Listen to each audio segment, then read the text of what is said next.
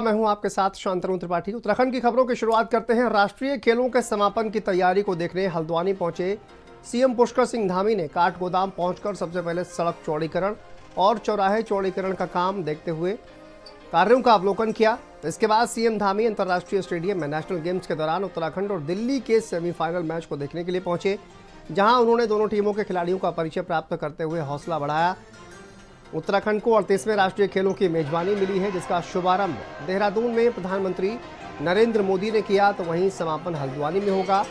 और हल्द्वानी में समापन के लिए केंद्रीय गृह मंत्री अमित शाह को भी निमंत्रित किया गया है और गृह मंत्री अमित शाह इसमें शिरकत करेंगे।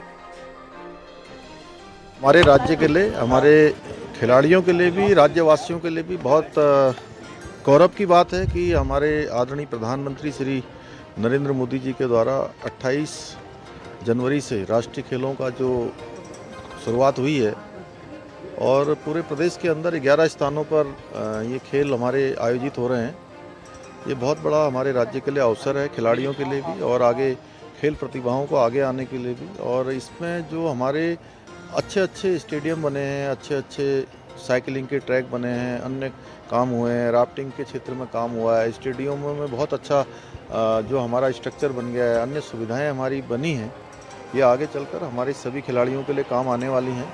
और मैं कल देहरादून में था, महाराणा प्रताप स्पोर्ट्स कॉलेज में, जहां पर राष्ट्रीय खेलों की प्रतियोगिता आयोजित हो रही है। शूटिंग रेंज भी वहां बनाई गई है। बैडमिंटन का भी कल वहां पर मैच चल रहा था, उस मैच में भी मैंने जाकर उसके फाइनल मैच में मैंने प्रतिभाग किया था, उनके बीच में खिलाड़ियों से मिला था। चलिए आगे बढ़ते हैं। खबर देहरादून से है। उत्तराखंड में बजट सत्र की तारीखों का ऐलान कर दिया गया है। 18 फरवरी से 24 फरवरी तक बजट सत्र आयोजित किया जाएगा और देहरादून स्थित विधानसभा भवन में बजट सत्र का आयोजन किया जाएगा। वित्त मंत्री प्रेमचंद अग्रवाल ने इसका ऐलान किया है।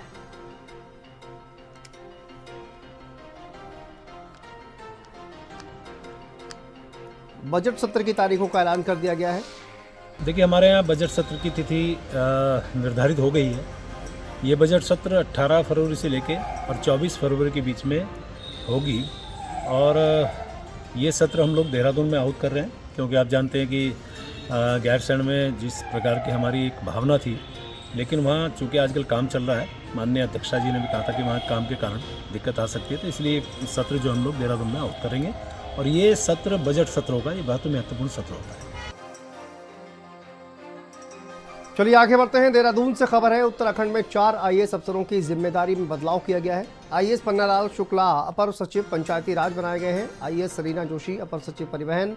आईएएस युगल किशोर पंत को महानिदेशक संस्कृति का प्रभार दिया गया है। आईएएस उमेश नारायण पांडे निदेशक USAATA का प्रभार इनको दिया गया है।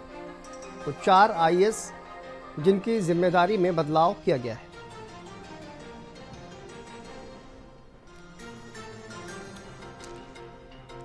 आगे बढ़ते हैं। ऋषिकेश से खबर है, जहां पर 4 धाम यात्रा प्रबंधन को लेकर समीक्षा बैठक की गई है। गढ़वाल आयुक्त विनय शंकर पांडे ने बैठक ली।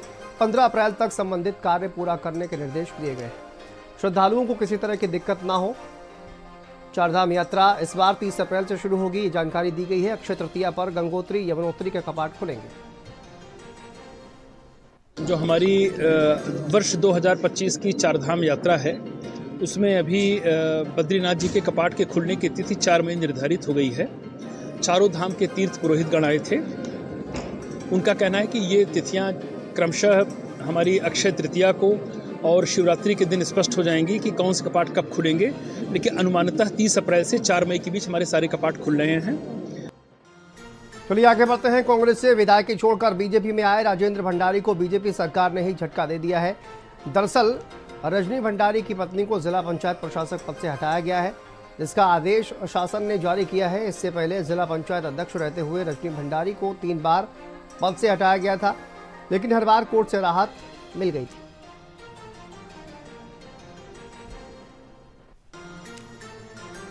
चलिए आगे बढ़ते हैं। खबर देहरादून से है, जहां प्रदेश में राष्ट्रीय खेल जारी हैं और ऐसे में उसका उद्घाटन देश के प्रधानमंत्री ने किया। वहीं अब 14 फरवरी को इसका समापन देश के गृह मंत्री करेंगे। सीएम धामी ने इसको लेकर जानकारी दी। कहा कि उन्हें निमंत्रित कर आया हूं और उन्होंने हामी भी भर दी है। समापन समारोह में उनके हाथों से इस 38वें राष्ट्रीय खेलों का समापन हो, तो उन्होंने अपनी स्वीकृति प्रदान की है और हल्द्वानी में जो समापन समारोह होगा उसमें वो मुख्य अतिथि के रूप में रहेंगे।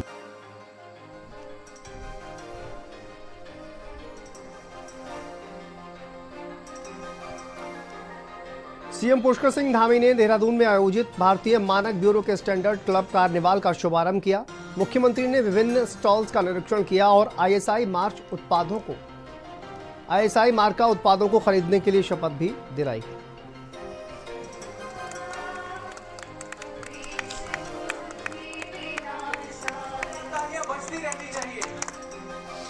हर चीज़ के स्टैंडर्ड हमारे देश के अंदर बने, हमारे देश के जो उत्पाद हैं वो अंतर्राष्ट्रीय स्तर के न बने बल्कि अंतर्राष्ट्रीय स्तर से भी आगे के बने, जिससे कि पूरे दुनिया के लोग जब भी अपने स्टैंडर्ड सेट करें वो भारत के उत्पादों के आधार पर करें। उससे हमारी अंतर्राष्ट्रीय स्तर पर साख बढ़ेगी, हमारे उत्पाद बढ़ेंगे और लोगों को भी अच्छे उत्पाद मिलेंगे। इस दिशा में बहुत सराहनीय काम हो रहा है। आदरणीय प्रधानमंत्री जी के नेतृत्व में आत्मनिर्भर भारत का जो संकल्प लिया गया है, निश्चित रूप से हमारे स्टैंडर्ड बढ़ेंगे तो हम आत्मनिर्भर भारत बनेंगे। विकसित भारत के रूप में जो हमारा संकल्प है वो हमारा पूरा होगा। इसमें भारतीय मानक ब्यूरो का बहुत बड़ा योगदान है, इसीलिए शपथ दिलाई गई। सभी लोग गुणवत्तापूर्ण मानकीकृत जो हमारे उत्पाद हैं उसका इस्तेमाल करें, उसको उपयोग में लाएं और लोगों को भी इसके लिए प्रेरित करें। चलिए आगे बढ़ते हैं। 38वें नेशनल गेम्स में तीसरे दिन जनपद के कोटी कॉलोनी में रोइंग प्रतियोगिता का समापन हो गया है और इस अवसर पर फाइनल मुकाबले में मध्य प्रदेश ने 5 गोल्ड और 4 ब्रॉन्ज मेडल जीतकर पहला स्थान अपने नाम किया। एसएससीबी ने 5 गोल्ड मेडल हासिल कर दूसरा स्थान हासिल किया, तो वहीं हरियाणा ने 1 गोल्ड और 4 सिल्वर मेडल जीतकर तीसरा स्थान हासिल किया। 10 किलोमीटर एक बार ऐसी स्ट्रेट रो कर सकते हैं, एंड्योरेंस के लिए बहुत बढ़िया है। ये इंडिया में पहली बार इतना बढ़िया कोर्स हमको मिला है। I am sure that Uttarakhand government will support rowing और यहाँ हम कुछ एक साल में 2-3 महीने एक कैंप लगा कर एंड्योरेंस बिल्डअप कर सकते हैं रोइंग एथलीट्स को। ये 2036 ओलंपिक्स के लिए यहाँ से बिल्ड करना बहुत अच्छा जगह है। हमारा नेता मोदी जी ने बोला था 2036 इंडिया में ओलंपिक्स होगा, हम बहुत जीतेंगे यहाँ स्वर्ण पदक। उसके लिए ये जगह वेरी वेरी इंपॉर्टेंट, क्योंकि हम कोच भी है। प्रतियोगिता जो कि अभी इस खूबसूरत तरीके में संपन्न हुई है, इसमें 12 स्वर्ण पदकों के लिए मुकाबले हुए, 6 महिला वर्ग के लिए और 6 पुरुष वर्ग के लिए। महिला वर्ग में 6 में से 5 स्वर्ण पदक जीत करके और पुरुष वर्ग में 6 में से 1 स्वर्ण पदक जीत करके एमपी की टीम ने पदक तालिका में अपना पहला स्थान बना लिया है। वहीं पुरुष वर्ग में सर्विसेज की टीम ने 5 स्वर्ण पदक लेकर पुरुषों की तालिका में पहला स्थान प्राप्त किया है। महिला में भी एमपी की टीम ने 5 स्वर्ण लेकर के पहला स्थान प्राप्त किया। इसलिए ओवरऑल जब हम देखते हैं तो सारे मेडल्स मिलते हैं एमपी की टीम को। चलिए आगे बढ़ते हैं। हरिद्वार में पानी की किल्लत और जमीन विवाद को लेकर भारतीय किसान यूनियन बेदी का हल्ला बोल देखने को मिला। जिले के गांव बढ़ेड़ी राजपुतान में भारतीय किसान यूनियन बेदी ने जल संकट और ग्राम समाज की भूमि को बचाने के लिए धरना प्रदर्शन किया। यूनियन के राष्ट्रीय अध्यक्ष राहुल बेदी ने कहा कि ओवर टैंक का निर्माण पूरा हुए 21 महीने हो चुके हैं, लेकिन अभी तक गांव में पीने योग्य पानी की आपूर्ति नहीं हुई।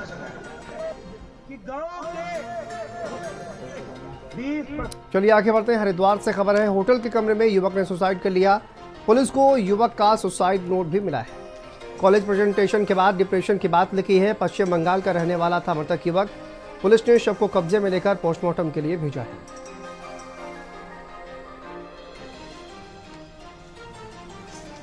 चलिए आगे बढ़ते हैं। अगली खबर है, नगर निकाय चुनाव के दौरान कपकोट और हरसिला के युवाओं के बीच हुई चाकूबाजी के मामले में फरार चल रहे अभियुक्त को पुलिस ने गिरफ्तार किया है। मामले का खुलासा करते हुए एसपी चंद्रशेखर घोड़के ने कहा कि मामले में पुलिस ने हरसिला निवासी 2 आरोपियों को पहले ही गिरफ्तार कर लिया था। जो प्रदीप गढ़िया है, ये निवासी हरसिला थाना कपकोट का निवासी है। इसको हमने कल गिरफ्तार किया है और इसको माननीय न्यायालय के समक्ष पेश किया जा रहा है। तो इसमें संगीन से संगीन धारा में 307 जो आईपीसी हत्या का प्रयास का मुकदमा हमने लिखा था और इसमें ये वांछित था, एक वांटेड हमारे लिए अपराधी था। इसको पूरी टीम ने गिरफ्तार किया है। चलिए आगे बढ़ते हैं। हरिद्वार से खबर है, सिडकुल के होटल में देह व्यापार का भंडाफोड़ किया गया है और पुलिस ने 3 महिलाओं सहित 7 लोगों को पकड़ा है। कार्यवाही के दौरान 3 आरोपी मौके से फरार हो गए हैं। पुलिस ने प्रेमी प्रेमिका को संदिग्ध हालत में पकड़ा है। जांच में रैकेट से कोई संबंध न मिलने पर छोड़ दिया गया। छापेमारी के दौरान कई आपत्तिजनक सामान भी बरामद किए गए हैं और पुलिस फरार आरोपियों की तलाश में जुट गई है। हरिद्वार के सिडकुल थाना क्षेत्र का ये मामला है।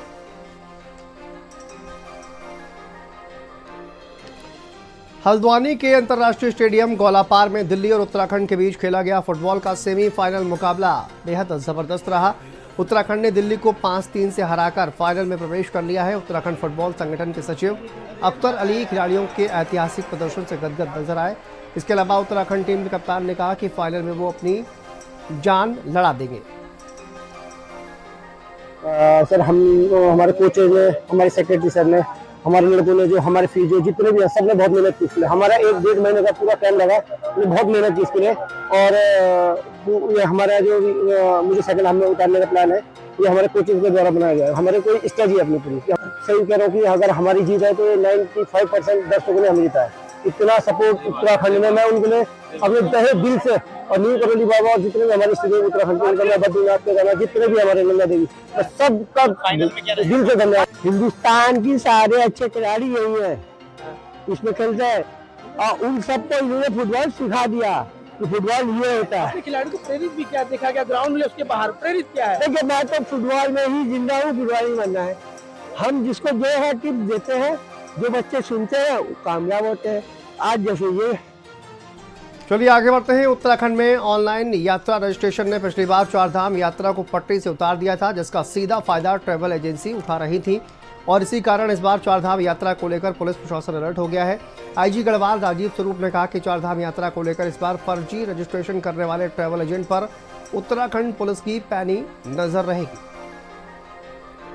मैम, जैसा कि लास्ट टाइम ऐसी कुछ शिकायत आई थी कि इसमें फर्जी रजिस्ट्रेशन की बात आई थी, तो इस बार हम लोगों ने यहाँ पे व्यापक उसका हम मॉनिटर करेंगे। साथ साथ जो हमारा स्टेट का जो STF विंग है, प्लस रेंज लेवल पे, ज़िले लेवल पे जो कार्रवाई जो करनी है, यहाँ पे जो काउंटर्स में जो है LIU के लोगों को लगाना, उनसे इंफॉर्मेशन कलेक्ट करके, बहुत सारी चीज़ें हम लोगों ने इस बार किया है ताकि इसमें फुल प्रूफ एक अरेंजमेंट हो और इस तरह का जो फेक रजिस्ट्रेशन की जो भी शिकायत है वो ना आने पाए। Thank you. चलिए आगे बढ़ते हैं। खबर रुड़की से है, जहां पर IIT में बीटेक की छात्रा ने खुदकुशी कर ली। फंदे से लटकता हुआ छात्रा का शव मिला है। पुलिस मामले की जांच पड़ताल कर रही है। मध्य प्रदेश की रहने वाली छात्रा थी। बीटेक की छात्रा ने खुदकुशी कर ली। रुड़की से यह खबर सामने आ रही है। शाम को सूचना आई थी कि IIT में एक छात्रा के द्वारा आत्महत्या की गई है। इस पर पुलिस के द्वारा मौके पर जाकर देखा गया और फॉरेंसिक टीम हमारी मौके पर, जो मोबाइल फॉरेंसिक टीम है वो भी पहुंची थी। उसके द्वारा समस्त साक्ष्यों को एकत्र कर लिया गया है तथा इसमें अभी बॉडी को मॉर्चरी में रखा गया है और परिजनों का आने का इंतजार किया जा रहा है। उनको सूचित कर दिया गया है, जैसे ही वो आते हैं तो अग्रिम कार्रवाई की जाएगी। चलिए आगे बढ़ते हैं। अगली खबर देहरादून से, जहां कृषि मंत्री गणेश जोशी ने विभागीय और कंपनी के अधिकारियों के साथ बैठक की, जिसमें उन्होंने प्रधानमंत्री फसल बीमा योजना के तहत उत्तरकाशी के किसानों को सेब की फसल का मुआवजा जल्द ही देने के निर्देश दिए। साथ ही कृषि मंत्री ने देरी की वजह की भी जांच के निर्देश दिए।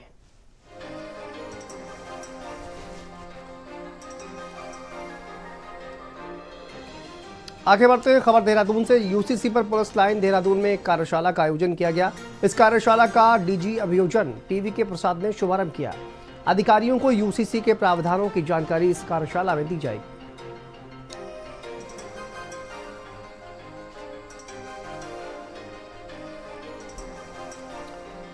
आगे बढ़ते हैं। दून नगर निगम के कर अनुभाग ने हाउस टैक्स जमा नहीं करने वाले करीब 15,000 बकायेदारों को नोटिस जारी किया है।